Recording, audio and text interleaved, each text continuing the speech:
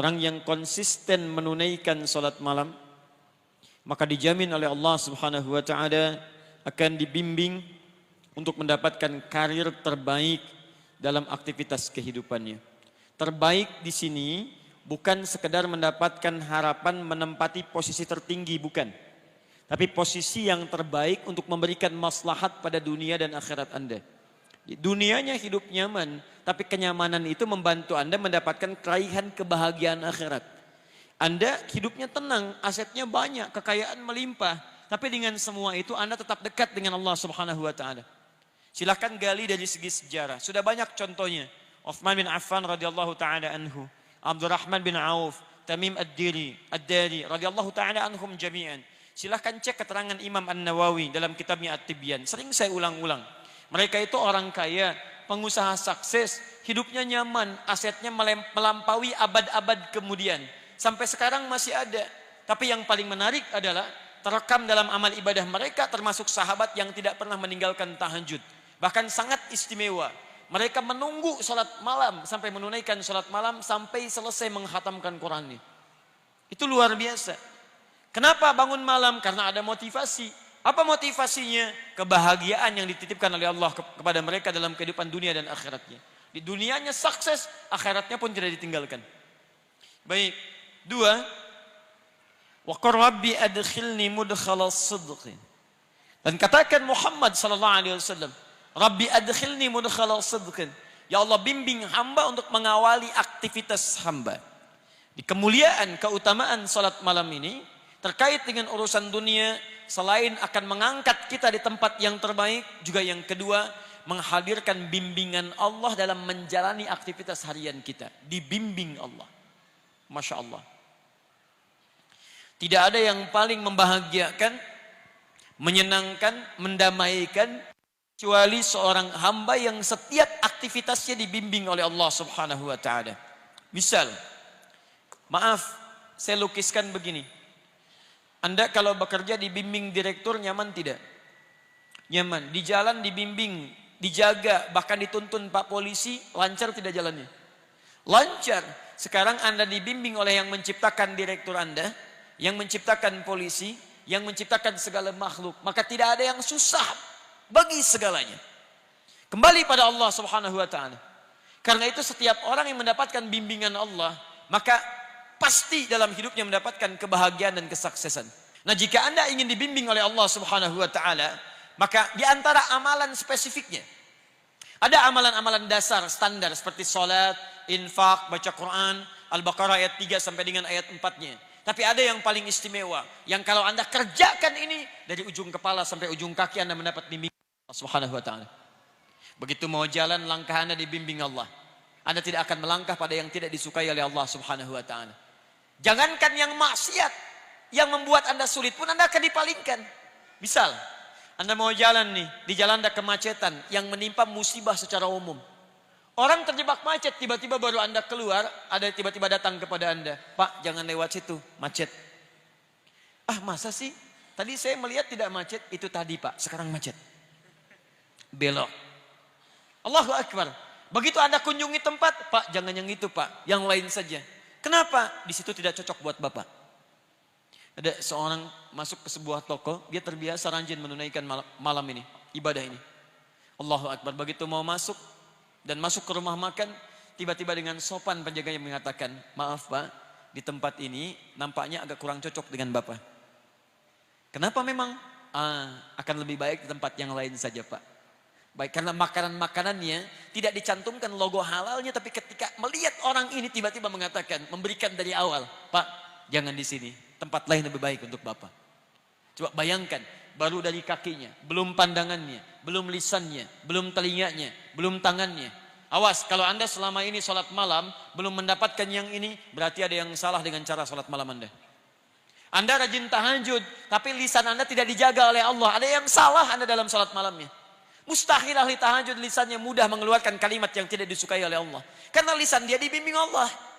Jadi kalau Anda ahli sholat malam dan Anda menyalahi ketentuan Allah. Kata Allah jangan mencela. Quran surah 49 ayat 11 sampai dengan 12. Ya ayyuhalladzina amanu la yaskhar qaumin qaum. Jangan saling cela. Anda bangun malam tapi Anda mencela. Salah tahajud Anda. Salah salat malam Anda. La yaghtab ba'dukum ba'dha, jangan gosip. Ibu masih gosip. Maaf. Salah salat malam ibu. Saya tidak Ustaz, alhamdulillah. Tidak seperti ukhti itu tuh. Sama. Semua. Memang lisannya tidak bicara, tapi tangan itu yang nulis status, itu yang mencela orang, itu yang gosipkan orang, itu yang nyebarkan hoax, itu yang nyampaikan ini, itu salah. Sampai ke ujung kaki. Ini tolong koreksi ya, karena setiap ibadah itu ada indikator keberhasilannya. Anda tidak meraih itu, ada yang salah dalam pekerjaan ibadah Anda. Semua ibadah, bahkan jangankan sholat malam, sholat standar saja, yang 5 waktu, ukurannya salah satunya, Quran surah 29 ayat 45. Innas salata tanha 'anil fahsya. Jadi kalau Anda benar sholatnya, fahsya hilang, mungkar itu terbuang. Fahsya, keburukan yang nampak, datang lewat syahwat. Pornografi, porno aksi, LGBT itu fahsya. Di mustahil ada orang sholat mengerjakan perbuatan tadi. Dia tidak mengerjakan tapi membela pelakunya, salah juga. Orang mengerjakan sunnah dicela-cela. Orang kemudian mengerjakan perbuatan fahsya dibela-bela. Ada yang salah dalam sholat dia. Jangankan sholat malam yang standar aja, dia masih di bawah standar. Sama dengan ban, bawah standar. Salah. Mungkar perbuatan yang diingkari oleh hati. Mencuri itu mungkar, bohong itu mungkar, korupsi mungkar. Maaf, membunuh mungkar. Luar biasa mungkarnya. Saya anjurkan tolong, ya, jangan berbuat kerusakan di muka bumi. Apalagi pembunuhan terhadap orang beriman itu sangat berbahaya. Itu saya ingatkan ya, hati-hati betul. Sekarang nampaknya mudah menghilangkan nyawa orang lain. Apalagi orang-orang yang sangat dekat dengan Allah Subhanahu wa taala. Jangankan level alim, ulama, ustaz, Anda level orang beriman biasa saja, taruhan Anda neraka jahanam tidak keluar dari situ. Quran surah 4 An-Nisa. Perhatikan, hati-hati, awas. Sampai dengan ayat 92-nya, paling kanan di pertengahan. Awas, hati-hati, hati-hati. Lihat baik-baik. Ada ancaman dari Quran. Wa may yaqtul mu'minan muta'ammida. Jika ada seorang merencanakan pembunuhan pada satu orang beriman, fajaza'uhu jahannam. Maka ancaman bagi orang itu neraka jahanam. Awas, khalidan fiha, kekal di dalamnya tidak akan keluar. Wa ghadiballahu alaihi, dan Allah murka kepadanya. Ya, maaf, masuk neraka jahanam saja sudah sulitnya luar biasa, apalagi masuk dimurkai Allah. Awas, hati-hati. Wa ghadiballahu alaihi wa la'anahu, dilaknat oleh Allah. Wa a'adda lahu 'adzaban 'azima, dan dijanjikan siksa berlipat di neraka jahanam itu. Enggak berlipat saja, sudah dahsyat apalagi dilipat. Hati-hati. Awas ya, hati-hati, hati-hati, karena kita bermohon pada Allah Subhanahu wa taala agar kita dilindungi dari perbuatan-perbuatan mungkar. Apalagi tingkat yang paling tinggi tadi, ya. Saya lihat ada banyak berita sekarang, kita doakan pada Allah Subhanahu wa taala semoga orang yang telah berbuat keburukan-keburukan dibimbing oleh Allah untuk kembali bertobat dia, karena taruhannya luar biasa dahsyat. Awas, hati-hati ya. Kalau memang ada orang yang kurang dari jiwanya, terganggu jiwanya, bahkan disebut kemudian dengan gila dan kalimat-kalimat semacamnya, maka dijaga, diarahkan, dibimbing, disembuhkan supaya kembali. Ya, tapi hati-hati. Resiko terbesar untuk menyakiti orang lain sampai kehilangan nyawa adalah sesuatu yang sangat dahsyat. Dulu waktu kejadian di bom Tamrin, saya ke Lampung, kemudian ditanya, Ustaz, apakah bom di jalan Tamrin termasuk jihad fisabilillah? Saya katakan jihad fisabilillah itu jihad di jalan Allah, bukan di jalan Tamrin. Ya, ya. Tolong dijaga ya, orang-orang kurang sehat sekarang banyak, dan agak anehnya kok yang dicari para ulama, para ustadz dan sebagainya. Wa akhrijni mukhrajal sidqin. Dan dia dibimbing mendapatkan solusi dari setiap persoalan yang dihadapi. Solusi, diberi jalan keluar. Yang ini dibimbing ketika mengerjakan, yang ini dibimbing ketika punya masalah. Masya Allah. A dengan B sama-sama punya masalah. Masalahnya di rumah tangga. Persoalannya cukup sama. Masalah A dengan B sama. Yang paling luar biasa, A ini punya kedudukan tinggi luar biasa. Pendidikannya juga tinggi. S-nya sampai 3, S3. Masya Allah. Yang ini Masya Allah cuma S1 kerupuk 2. Ya. Pendidikan tinggi. Harta melimpah. Masalah sama dengan keluarga. Cuman karena persoalan perilaku dan sebagainya. Beda pendapat sampai rame. Apa yang terjadi? Yang ini cuman dengan senyuman selesai. Sayang. Masya Allah. kayaknya kenal, selesai masalah. Kenapa? Oh, Masya Allah. Mau kemana Pak? Mau ke hatimu. Oh, Masya Allah, selesai masalah. Yang ini, wah Masya Allah, nyapa susah, kayak gak kenal. Padahal tiap hari itu yang dilihat, ke kamar itu yang dilihat, keluar itu yang gak selesai-selesai. Yang ini, rumah tangga tenang, keluar tenang, di kantor tenang, hatinya lapang, ke rumah makan tenang. Teh Mbak, Masya Allah, pakai gula, gak usah terlalu manis, yang penting setia. Oh, luar biasa. Enak. Ayo bikin status. Kayaknya besok pagi ada yang praktek di rumah itu. Jadi teman-teman sekalian, jadi orang-orang yang dekat dengan Allah, dia merajut hubungan dengan Allah Subhanahu wa taala, maka Allah akan jaga dalam setiap persoalan hidupnya. Di kantor dia nyaman, di kampus dia tenang. Ada orang yang besok ujian luar biasa sibuknya. Masya Allah. Bahkan disebut luar biasa, ada kalimat minggu tenang, padahal tidak tenang pada saat itu. Belajar sana, belajar sini. Tenang di mana? Pikir sana, pikir sini. Tapi sebagian orang ada yang santai saja. Orang ke kelas, dia ke masjid. Dia baca, dia juga baca. Dia bangun malam harinya. Esoknya tenang dia hadapi. Luar biasa. 4. Waj'alni min ladunka sultanan nasira. Ini yang dahsyat.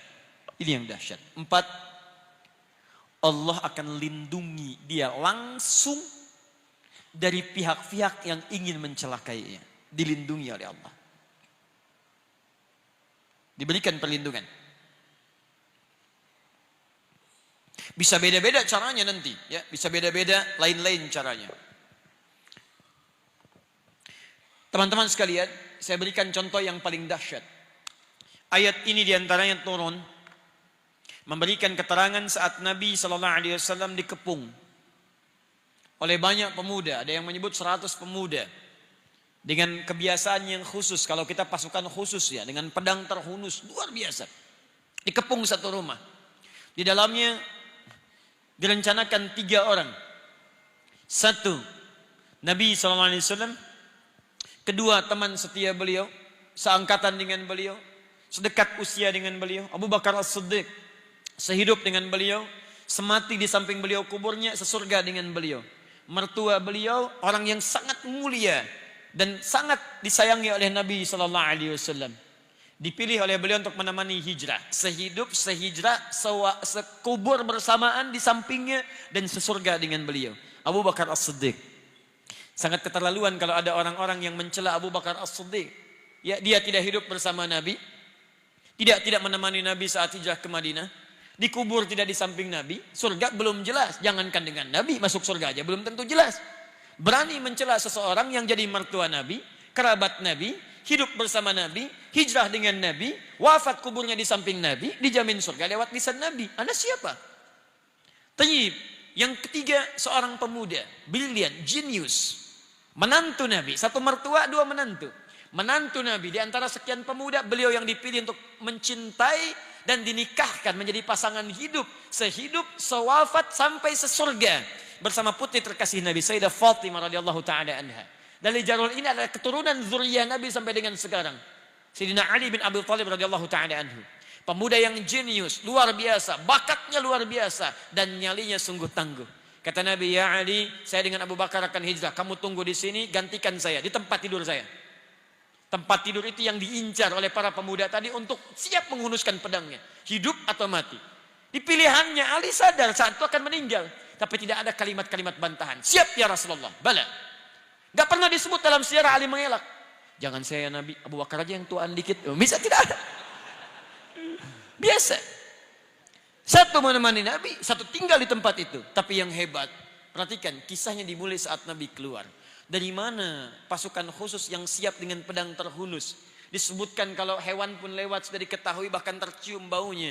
Tiba-tiba seorang Nabi Rasulullah SAW ditemani sahabatnya radhiyallahu taala anhu jalan keluar santai saja. Santai lewat, dibikin ngantuk oleh Allah, tertutup. Tutup. Ditutup pandangannya, keluar, tenang. Para ulama turun ayat ini memberikan jaminan kepada Nabi. Perhatikan, siapa di antara manusia yang bangun malamnya melebihi Nabi SAW? Kakinya sampai bengkak-bengkak. Bacaannya sampai begitu panjangnya. Kekhusyuannya luar biasa. Maka Allah subhanahu wa ta'ala menurunkan langsung 4 kemuliaan ini kepada Nabi SAW. Silahkan. Maqam mahmuda, angkat. Aktivitas dibimbing. Masalah diberikan solusi. Begitu ada yang ingin mencelakai Nabi SAW, Allah berikan perlindungan terbaik. Maka teman-teman sekalian, 4 ini bila terkumpul kemudian dalam kehidupan kita, ingin Anda raih, salah satunya dawamkan amalan pada malam hari ini. Jelas di sini?